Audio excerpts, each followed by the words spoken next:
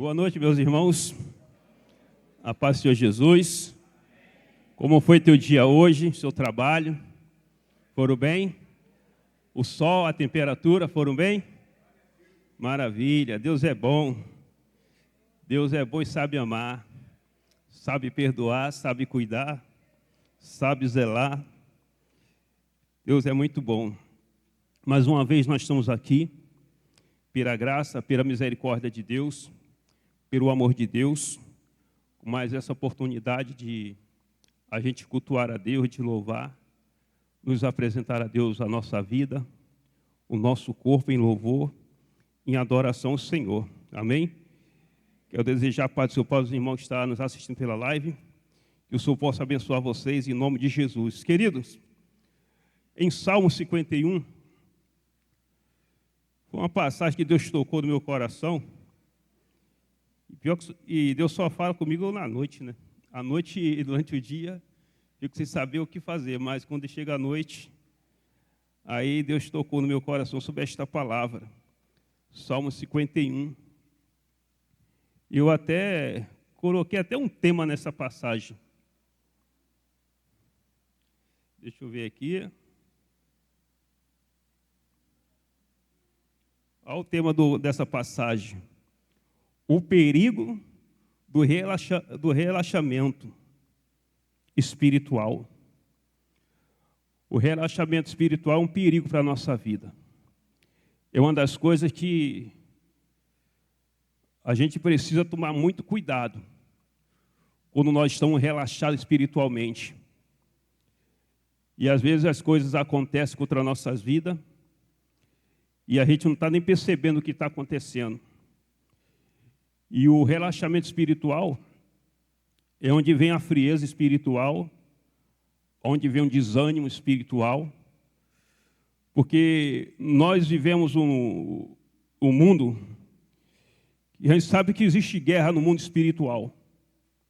A batalha no mundo espiritual é constante, principalmente contra o povo de Deus. Porque eu sempre digo, a gente entrou numa guerra, a gente se alistou no exército, e a gente tem que pagar o preço por isso. Porque quem não quiser pagar um preço para permanecer nesse exército, é melhor ficar de fora. Porque assim como Deus tem um exército no mundo celestial, que rege neste mundo, que trabalha, que peleja em favor da sua igreja, existe o exército que Deus colocou nesta terra fisicamente, que é a igreja, que é o corpo humano, porque a Bíblia diz o seguinte: onde tem 2 ou 3 reunirem meu nome, ali estarei presente. Porque nós nos tornamos o corpo de Cristo, e Cristo é o cabeça, porque é a cabeça que controla todo o corpo. Às vezes, quando a pessoa tem uma morte cerebral, o corpo não movimenta para nada. A única coisa que serve é a pessoa doar o órgão para outra pessoa que está necessitada. Então, querido, existe uma batalha no mundo espiritual, porque nós somos cercados por nuvem de testemunha. A Bíblia diz que o diabo, o adversário, ele está ao nosso derredor, rugindo como um leão, buscando a quem possa tragar. O apóstolo Paulo diz que nós devemos nos fortalecer no Senhor e na força do seu poder, porque a nossa luta não é contra a carne e a nossa luta não é contra sangue, e sim contra principados e potestades. Um inimigo que os nossos olhos humanos não conseguem ver, não conseguem enxergar, mas é real, e ele opera. E todos nós temos visto o diabo manifestando o seu poder usando pessoas. Porque o diabo ele nunca vai usar um animal para atacar um ser humano. O diabo não usa animal para atacar o ser humano. O diabo, na verdade, ele usa o ser humano para atacar o próprio ser humano, que é a imagem de Deus.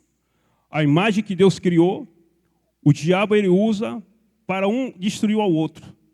Então nós vivemos nesta batalha. Nós vivemos nesta batalha. E aqui eu vejo nesse Salmo 51, que nesse salmo, ele é uma lição para a nossa vida. Porque todos nós somos sujeitos a erro, todos nós somos sujeitos a falha, todos nós somos sujeitos a pecar se nós não vigiar. E é tanto que a Bíblia diz que aquele que está em pé, cuide-se para que não caia. Então, é uma maneira que Deus nos adverte a nós nos estar vigilante. E aqui diz assim, ó: tem misericórdia de mim, ó Deus, a partir do versículo 1. Tem misericórdia de mim, ó Deus, segundo a tua benignidade. Apaga minhas transgressões, segundo a multidão das tuas misericórdias. Lava completamente da minha iniquidade.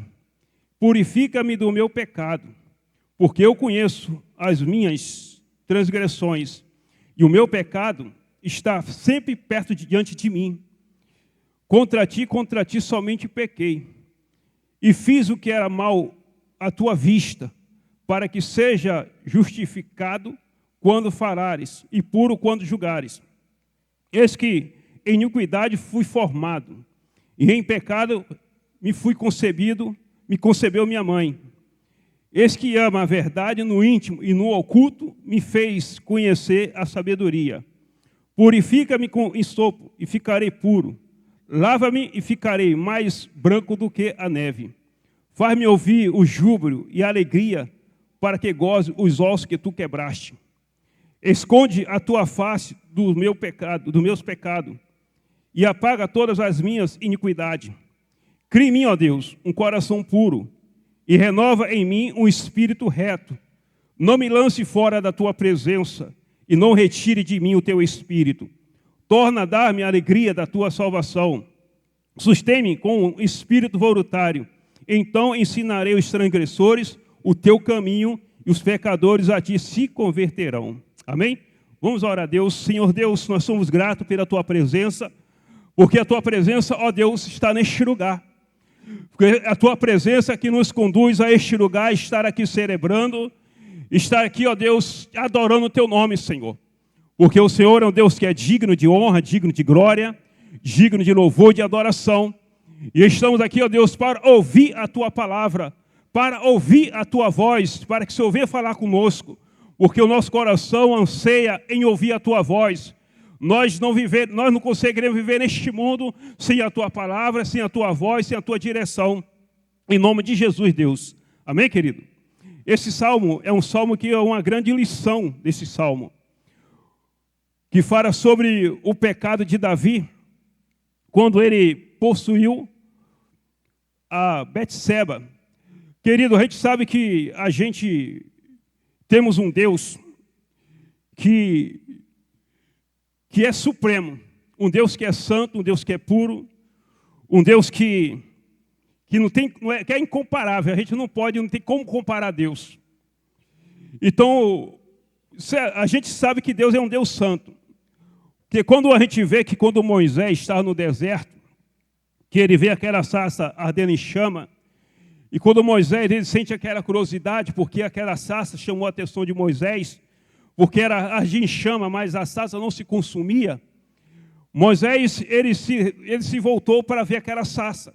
E ele vai de caminho àquela sarça para ver que coisa estranha que estava acontecendo. É a mesma coisa, às vezes o engarrafamento acontece no engarrafamento. Quando a gente chega mais próximo, a gente quer que percebe. Houve um acidente e todas as pessoas que passam de carro param para poder ficar olhando. E acaba congestionando o trânsito. Então Moisés, quando ele olha para aquela sarça chama a atenção dele, porque a sarça ardia em chama e a folha não se consumia. O que eu posso ver nesta palavra? Porque da mesma forma que a sarça ardia em chama e a folha não se consumia, dentro de nós tem um Espírito que é puro, que é santo, que habita em nós não somos consumidos. Nós não somos consumidos com a santidade de Deus dentro da nossa vida, dentro do nosso corpo. Então, querido, quando Deus ele olha para Moisés, ele vê que Moisés estava se aproximando da sarça, o que Deus diz para Moisés? Moisés, não chegue para cá, porque a terra que tu pisas é terra santa. Então Moisés temeu. Por que aquela terra era santa? Por causa da presença de Deus. Porque naquele momento a presença de Deus estava sobre aquela sarça. Então, onde está a presença de Deus, Deus sabia que Moisés, se ele se aproximasse, ele seria consumido. Mas a graça de Cristo sobre a nossa vida, que hoje nós podemos entrar na presença de Deus sem ser consumido. Porque o véu do templo se rasgou do alto a baixo e hoje nós temos o livre acesso à presença de Deus. Então, o primeiro ponto que nós tiramos nesta lição é o seguinte: se a Bíblia diz que onde tem 2 ou 3 reunidos o nome do Senhor está presente, quantas pessoas estão aqui nesta noite? Então, significa que Deus está presente. E se Deus está presente neste lugar, tem que ter reverência, tem que ter temor, tem que ter santidade. Então, querido, nós servimos esse Deus que é puro, que é muito mais além do que nós pedimos ou que nós pensamos. Porque nós não conseguimos imaginar como é Deus, mas Deus é santo. Então, querido, a Bíblia, a própria palavra de Deus afirma que Deus é tão santo que ele não tinha com quem jurar, jurou por ele mesmo. Então, querido, a gente percebe que nós servimos um Deus de santidade. E esse Deus de santidade, ele quer um povo que tenha compromisso com ele. Porque se o povo não tem compromisso com Deus, não tem compromisso com a obra de Deus, como eu posso dizer que eu sirvo a Deus? Eu sirvo a Deus, mas não tenho compromisso com Deus, não tenho compromisso com a obra de Deus. Então, que servir a Deus é esse? Então, a gente vê que Deus, ele é Deus santo. E aqui a gente vê que Deus, ele é santo. Porque, na verdade, existe um padrão para servirmos a Deus. Existe um padrão de vida.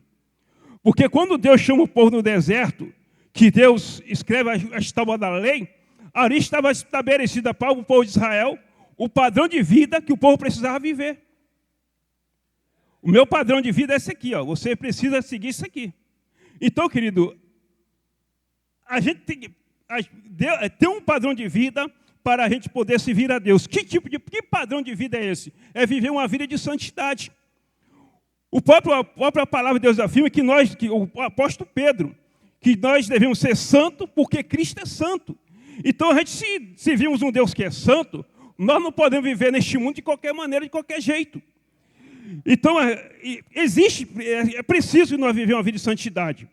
Deus, ele chega para Moisés e diz o seguinte: Moisés, anda na minha presença e ser perfeito. Deus sabia que Moisés não tinha capacidade de viver a perfeição que Deus estava querendo. Mas Deus queria que Moisés se esforçasse. Porque, querido, viver uma santidade 100%, ou 80%, ou 50%, a gente não consegue. Ou 10%. Mas precisamos nos esforçar a viver uma santidade com Deus. Então, a palavra de Deus para a nossa vida é essa. Porque Deus é um ser supremo, criador de todas as coisas. Não existe outro igual em santidade. Não existe outro Deus que tenha uma santidade que Deus tem. Louvado seja o nome do Senhor. Nós precisamos entender. Isaías diz assim, ó: eu sou o Senhor e fora de mim não há Salvador. O ser humano não consegue se libertar do pecado sem a ajuda do Espírito Santo. Porque, querido, até para a gente se converter a Deus, para a gente se arrepender do nosso pecado, o próprio Espírito nos conduz. Porque todo mundo aqui, que está aqui reunido esta noite, todo mundo se arrependeu dos seus pecados e aceitou Jesus como Salvador. Todo mundo que está aqui renunciou aos prazeres do mundo, os prazeres da carne, para servir a Deus. Então, querido, o ser humano, ele não consegue se libertar do pecado sem a ajuda do Espírito Santo. Louvado seja o nome de Jesus, seja o nome do Senhor. A melhor forma de se libertar e buscar o conhecimento de Deus, a melhor forma de se libertar é buscar o conhecimento de Deus. E a Bíblia diz, porque o povo perece por falta do conhecimento, do poder e da palavra. É por isso que Jesus, ele nos ensina o seguinte, que a igreja era precisa anunciar o evangelho a toda criatura. A igreja precisa pregar o evangelho a toda criatura para quê? Para que o povo lá fora, ele venha ter o conhecimento da verdade. Da mesma forma que nós adquirimos esse conhecimento. Louvado seja o nome do Senhor. O salmista Davi foi um homem que, com a espada na mão, venceu todos os seus inimigos. só vivia em guerra, mas no dia que ele tirou para relaxar, foi vencido pelo desejo da carne, pelo desejo da carne, acabou que praticando adultério. Porque o homem que vivia a vida em guerra, em batalha, em guerra, em batalha, não tinha descanso, porque eu acho que nessa época o povo não descansava, o povo não tinha nem tempo para respirar. Então, querido, é uma guerra constante, é uma batalha constante. Então, o crente, ele vive em batalha constante. É tanto que o apóstolo Paulo, ele diz o seguinte, que a gente tem que orar em todo o tempo, com toda a oração e súplica no Espírito, vigiando. Então, querido, nós vivemos esta batalha o tempo todo. Então, aqui nós podemos ver que o salmista Davi, no dia que ele parou para relaxar, foi o momento que o pecado achou oportunidade. Agora eu vou... Porque a gente tem que perceber que todas as pessoas que é chamada por Deus, que tem um chamado por Deus, o diabo sempre arruma uma estratégia para quebrar o propósito de Deus na vida da pessoa. A gente vê que o Adão. Adão foi o primeiro. Que Deus tinha um propósito de Adão ser um homem perfeito nesta terra, mas de acordo com o padrão de Deus. Quando Adão ele foge do padrão de Deus, que faz a vontade do diabo, o que aconteceu? O pecado entrou. Mas a gente vê que Deus é tão gracioso, tão misericordioso, que não desistiu da vida de Adão. Então, querido, Adão foi um desses. A gente vê que Deus também tinha um propósito na vida de Abraão, que Sara ia dar um filho na sua velhice. Abraão, talvez pela sua incredulidade, olhando para a sua parte física, pela sua idade, né? Sara, achando que ela não conseguiria dar luz, porque ela já estava avançada em idade, e ela manda Abraão fazer o quê? Deitar com Agar. E hoje a gente está vendo as guerras aí, ó. A guerra está acontecendo por causa disso, por causa da consequência de um pecado. E aqui a gente vê que nessa passagem, que quando Davi confessa o seu pecado, Davi vivia uma vida normal no palácio. Ninguém sabia do pecado de Davi. Ninguém trocou a trombeta para dizer, aí, ó, o nosso rei matou Urias e ainda passou a perna na mulher dele. A gente não vê isso. O nosso rei passou a perna na mulher do Elias, de Urias, ainda mandou ele para a guerra para morrer. A gente não vê o anunciar. Hoje em dia, uma coisa que eu acho interessante, que Davi estava vivendo a vida normal, mas espiritualmente Davi estava com a vida afundando. E aqui o que está dizendo aqui nesse capítulo é tudo que estava acontecendo na vida de Davi. Porque quando o pecado atinge o coração da pessoa, a primeira coisa que a pessoa leva é sentir vergonha. A pessoa se sente vergonha. Vem um desânimo no coração da pessoa, a pessoa perde a alegria, a pessoa perde o prazer. Porque, meu querido, enquanto a pessoa não confessar o pecado vai matando a pessoa. Então a gente vê que Davi estava morrendo espiritualmente. Davi estava com a vida apagada espiritualmente. Então, a gente vê o amor de Deus é tão grande pela vida do ser humano, que Deus, ele levanta o profeta Natã para dar uma advertência em Davi, para despertar em Davi o pecado que ele cometeu, entendeu? E quando Davi cai na real, o que é que ele faz?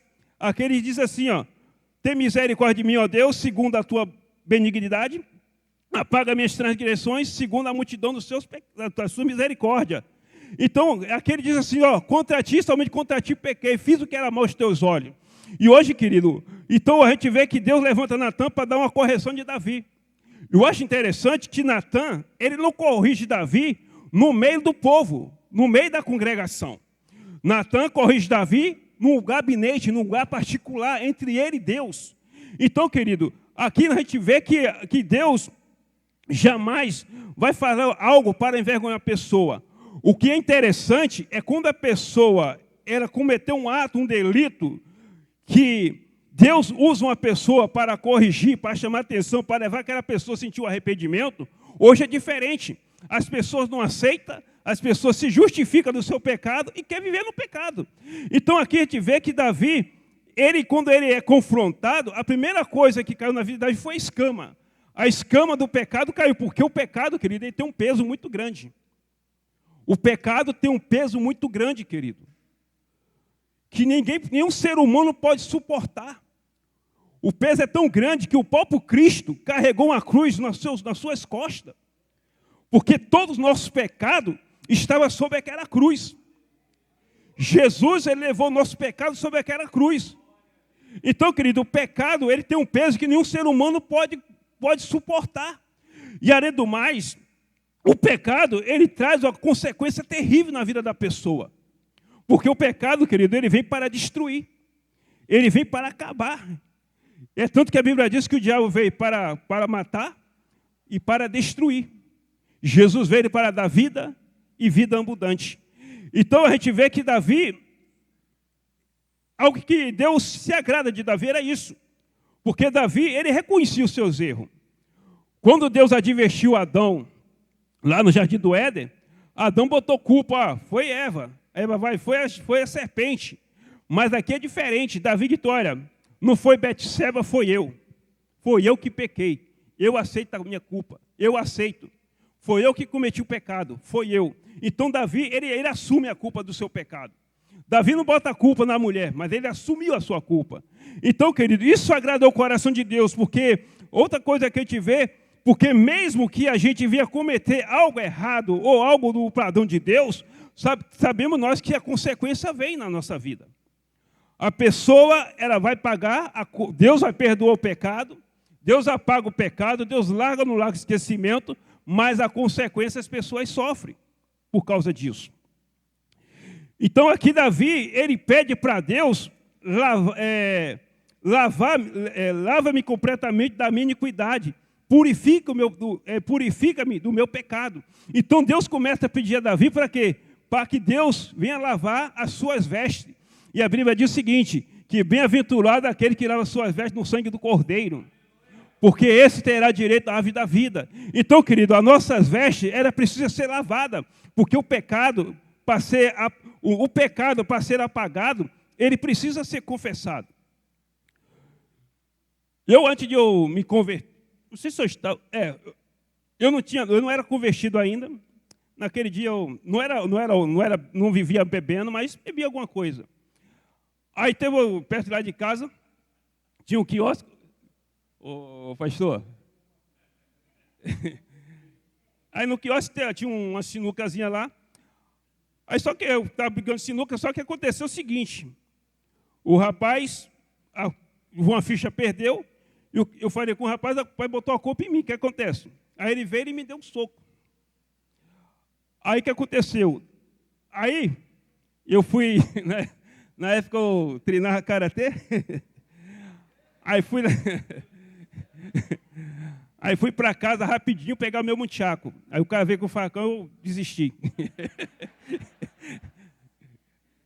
Então, querido, só que é o seguinte, só que vem acusação na mente da pessoa. Porque o diabo, ele leva a pessoa a reagir. E quando eu vi o cara, aí o que aconteceu? Aí sempre aquela voz no meu coração, poxa, você veio da Bahia para tomar um soco aqui no Rio? Pega ele agora. Às vezes eu vi o cara sozinho na pista, digo, agora parte para cima dele. Aí o que aconteceu? Há um dia, eu sonhei que eu estava pedindo perdão a esse rapaz. Eu sonhei. E aquela ira no meu coração. Aí quando eu sonhei, eu falei assim, no dia que eu ver, eu pedi perdão. Aí quando eu cheguei na padaria, estava na padaria. Aí eu fui, pedi perdão a ele, aquele sentimento de ódio, de vingança, desapareceu do meu coração. Simplesmente por eu liberar perdão. E às vezes as pessoas estão enfermas, estão doentes dentro da igreja, o emocional destruído por falta de liberar perdão. E o pior de tudo, que as pessoas estão cometendo, a pessoa tem mágoa no coração, mas a pessoa não tem o reconhecimento de pedir perdão. A pessoa não reconhece que ela não tem, que ela não precisa que precisa pedir perdão. E às vezes a pessoa diz assim, olha, eu não tenho nada com ele não, mas só a atitude da pessoa, a gente vê que a pessoa tem raiva da pessoa. Então, querido, o pecado, quando é confessado para a nossa vida, a gente começa a prosseguir, a gente começa a caminhar. E aqui Davi estava completamente com a vida destruída por causa do pecado. Porque aqui ele diz assim, ó, eu reconheço as minhas transgressões, e o meu pecado está sempre diante de mim. Todos nós, o pecado está sempre diante dos nossos olhos. Ninguém está livre disso. Ninguém está livre. A única coisa que Deus nos ensina é que nós precisamos ser vigilantes. Aqui diz assim, ó. Eis que em iniquidade fui formado, e em pecado me concebeu a minha mãe. Ele já sabe o seguinte, a origem do pecado. Porque o pecado, existe a origem do pecado. Nós temos a origem de Adão. Adão pecou, o pecado ocupou toda a humanidade. Então, querido, Davi, ele reconhece isso. E foi até um tema do estudo, no domingo de manhã, sobre a vida de Maria e Jesus, porque Jesus foi gerado no ventre da Maria sem participação do homem. Porque se tem a participação do homem, como Jesus seria santo? Não tinha como Jesus se tornar santo se ele viesse da descendência de um homem. Mas só que ele veio só da mulher, pelo Espírito Santo. Então, querido, Davi, ele reconhece que ele foi concebido em pecado. Então, todos nós fomos concebidos em pecado. E aqui ele diz mais o seguinte, ó. Eis que ama a verdade no íntimo, e no oculto me fez conhecer a sabedoria. Purifica com ensopo e ficarei puro. Lava-me e ficarei mais branco do que a neve. Faz-me ouvir o júbilo e a alegria, para que goze os ossos que tu quebraste. Então aqui significa o quê? Que Davi já não tinha mais júbilo.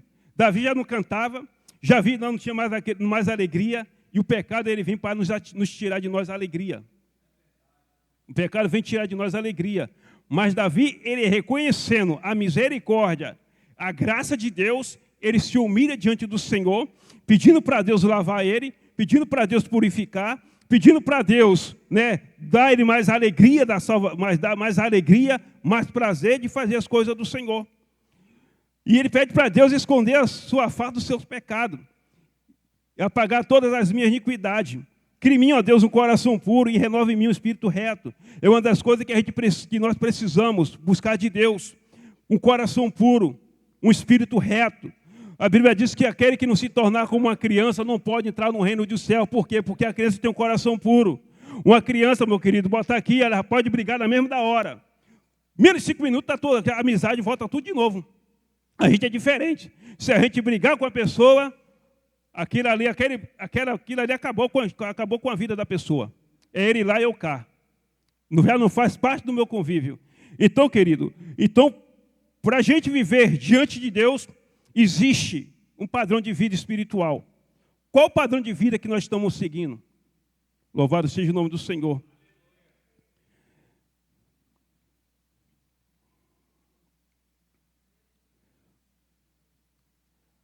Aqui a história de Davi e Betseba, está lá em Samuel. 1 Samuel, cadê? Deixa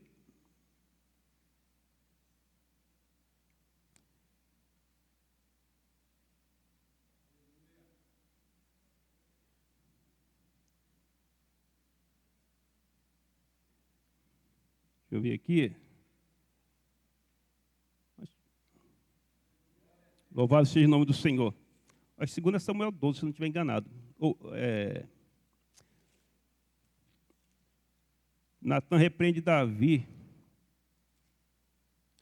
É isso mesmo. Olha aqui, ó. Natan, ele começa a contar uma história para Davi. E dentro dessa história, Davi fica revoltado. Porque é como se fosse uma ilustração para poder alcançar seu objetivo. Deixa eu ver aqui.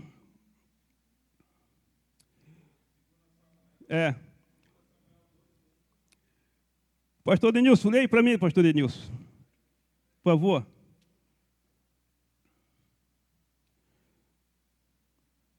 Isso é o cuidado de Deus, querido, porque Deus não quer perder ninguém.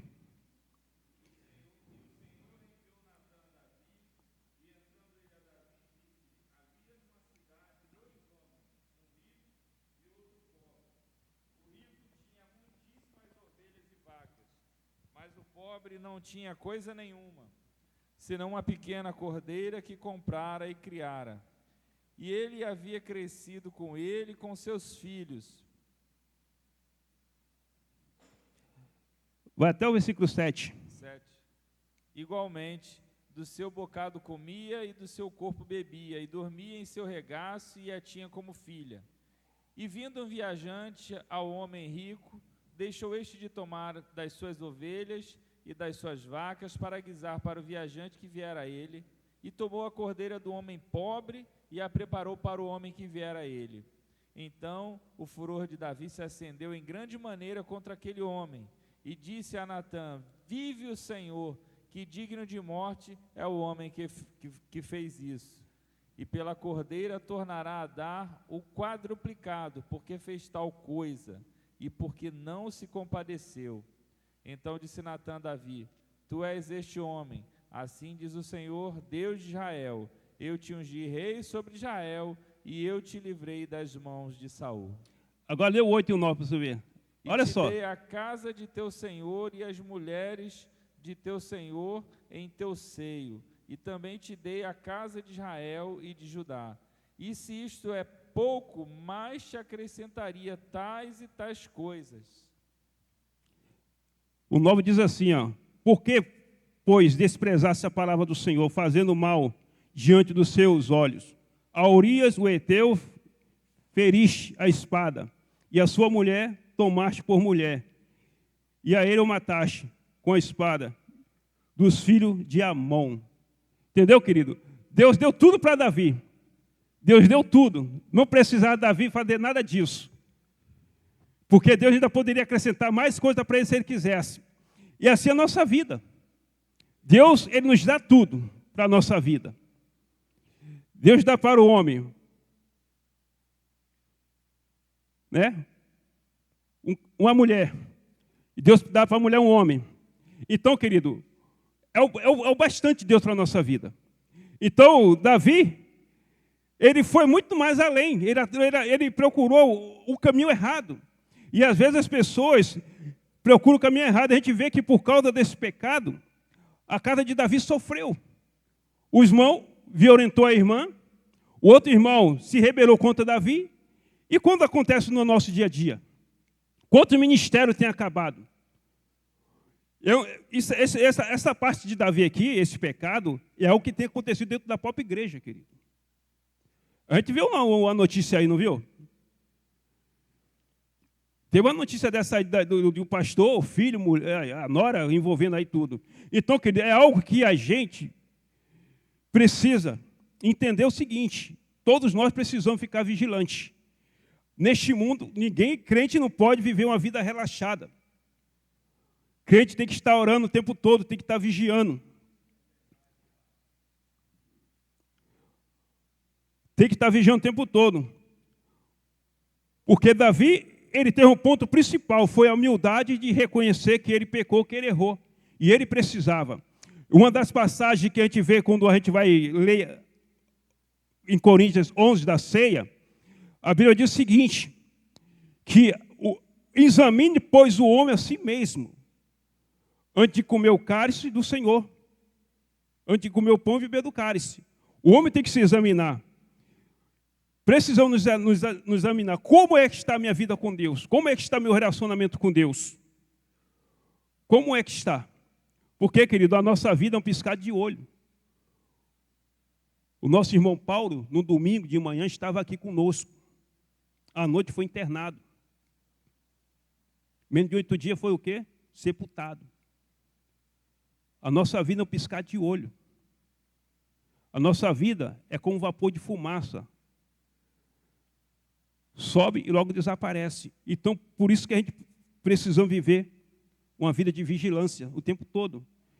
E a nossa vida, dedicar a Deus. Dedicar a nossa vida a Deus. Como é que eu posso servir a Deus? Se é que eu vou, para servir a Deus, eu todo dia estar no culto? Eu venho aqui para o culto, eu oro, eu venho aqui para o culto, adoro, ouço a palavra, vou para casa. Será que é só isso? Porque, querido, se for para viver só isso, o católico vive dessa forma. Os católicos vivem dessa forma e vivem a vida toda do jeito que ele tem que viver. Mas o crente é diferente. Nós temos essa responsabilidade diante de Deus. Temos essa responsabilidade diante de Deus. Como é que eu posso servir a Deus quando eu sigo o meu irmão? Jesus conta a palavra do bom samaritano. Passa o levita, passa um fariseu, vê o cara lá todo quebrado, não está nem aí. Aí vem um abençoado que não tem nada a ver com religião, né? Simplesmente um samaritano, chega lá, cuida do cara, trata do cara, leva para o hospital, diz aí, ó, o quanto que gastar aí, pode deixar na conta aí, quando voltar eu pago. E a gente não investe em vida, porque o maior investimento hoje é em vida, querido. Às vezes as pessoas investem em tanto patrimônio. A pessoa investe tanto patrimônio, investe tanta coisa, aí quando morre não leva a nada. Quer ver um exemplo que eu vi para mim? Que eu depois, né, que serve de exemplo, a morte do Pova.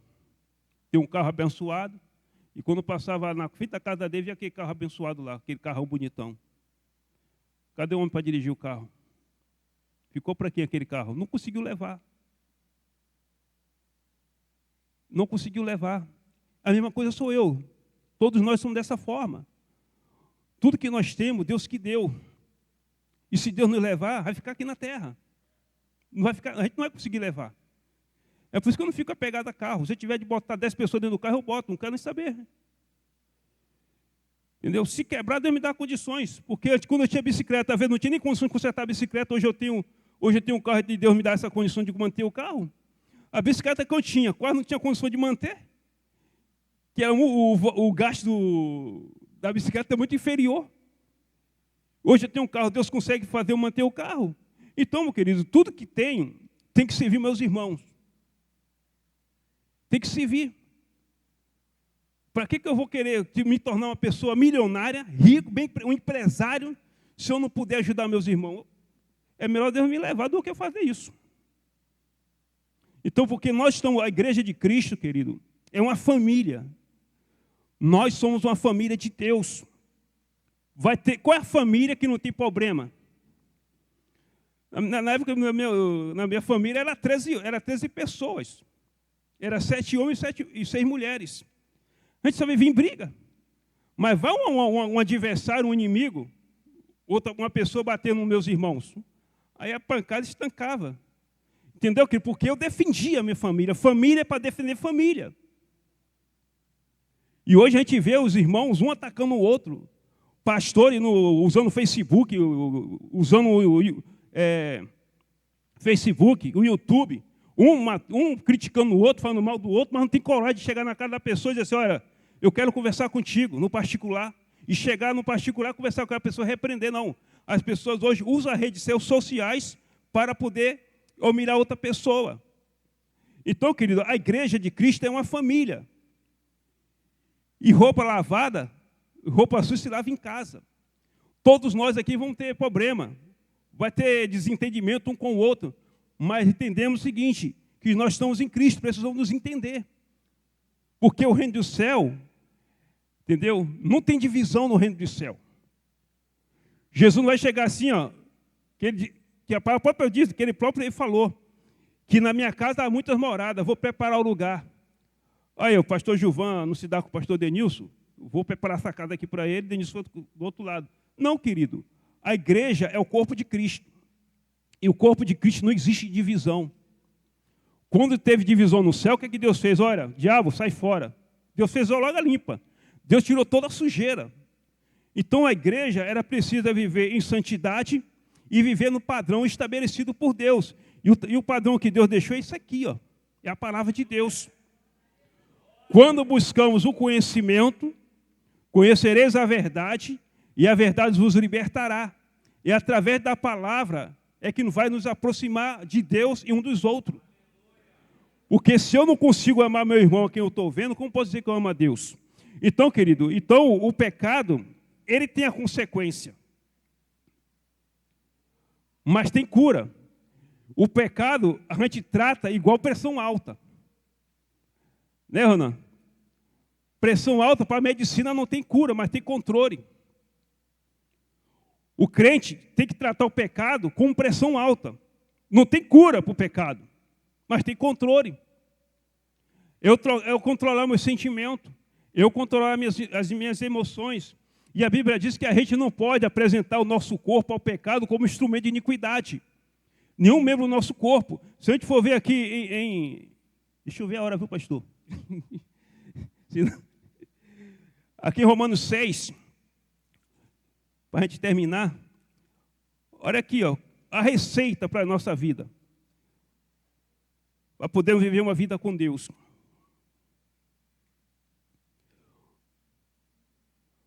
No versículo 8 em diante diz assim, ó, ora, se já morremos com Cristo, cremos que também com Ele viveremos.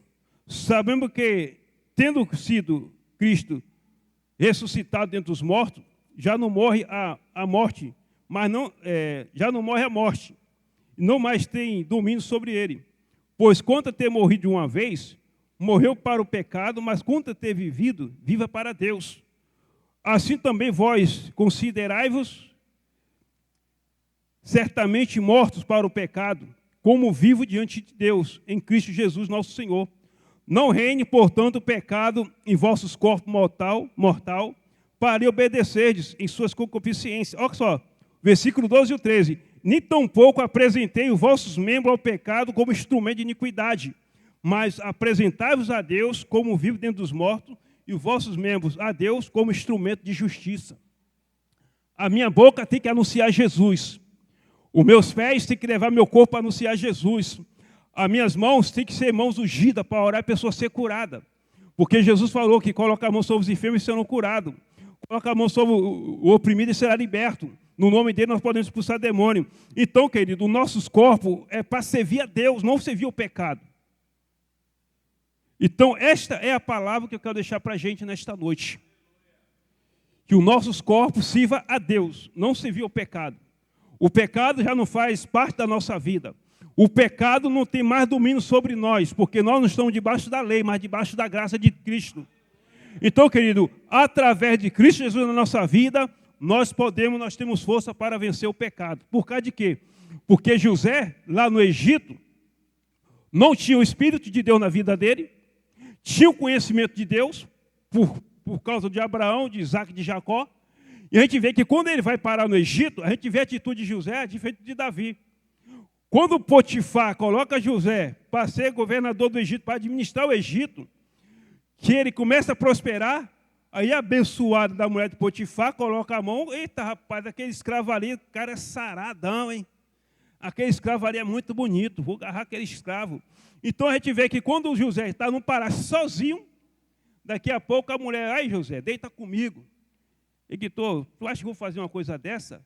Como é que eu vou fazer esse tão grande mal contra o meu Senhor e pecaria contra o meu Deus? Para ele não pecar, o que é que ele fez? Sabendo que a carne dele era fraca, ó, meteu o pé fora, caiu fora, saiu correndo. Aí a mulher, por ele não fazer a vontade dela, pega a roupa dele e começa a gritar, dizendo que ele queria violentar ela. Por ele viver uma santidade diante de Deus, foi acusado de algo que ele não cometeu, mas lá na frente Deus honrou ele. Então, querido, a nossa vida é desta forma. Deus é Deus que nos justifica, é Deus que nos julga, é Deus que nos conduz.